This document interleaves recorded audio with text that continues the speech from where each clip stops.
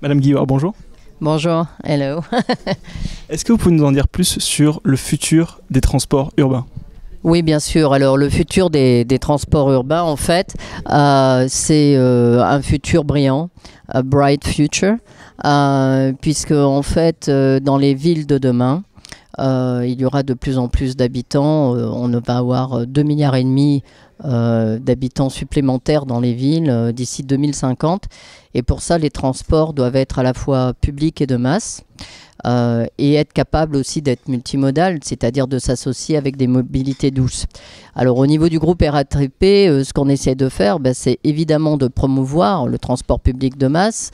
On est un opérateur qui aujourd'hui est présent dans 12 pays. On a 63 000 collaborateurs, 19 000 travaillent hors de Paris, en France et à l'étranger.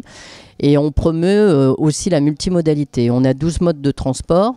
On est très innovant. On vient de conclure par exemple un partenariat avec Mobileye, qui est une start-up israélienne pour travailler sur les robotaxis. On a conclu un partenariat notamment avec Aéroport de Paris et Airbus sur les futurs taxis volants.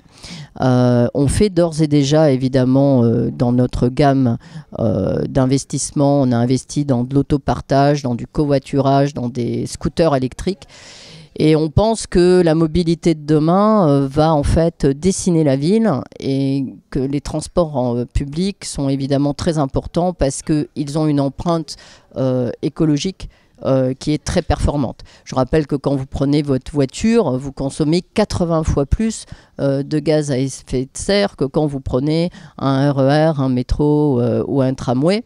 Et donc, il est très important, effectivement, de développer les transports de masse dans les grandes villes.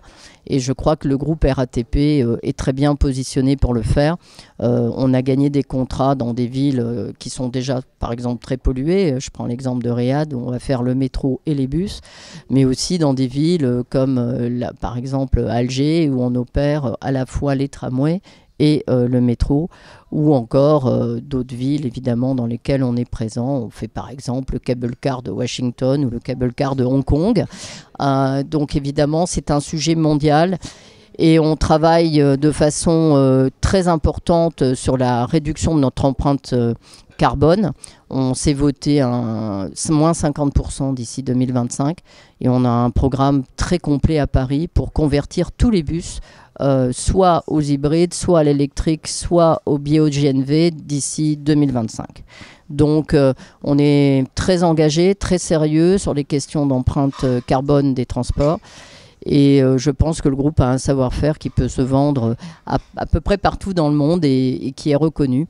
Et voilà, donc on participe à cette conquête internationale et on en est tous très fiers. Voilà. Merci beaucoup. Et sur la partie, pour votre venue à la conférence de Paris aujourd'hui, quel est votre objectif aujourd'hui ? Je crois qu'aujourd'hui, ce qui est important, puisque je suis dans un panel sur les villes réinventées, c'est de montrer qu'on ne peut pas réinventer les villes sans réinventer les modes de transport et sans favoriser justement ces transports publics de masse, parce que quelque part aujourd'hui, l'offre de transport est multiple, mais le squelette, ce qui doit être le backbone du transport d'une ville du futur, c'est d'avoir un transport public de masse efficient pour justement réduire l'empreinte carbone et être capable, j'allais dire, d'être compatible avec les grands enjeux écologiques et démographiques de demain. Voilà.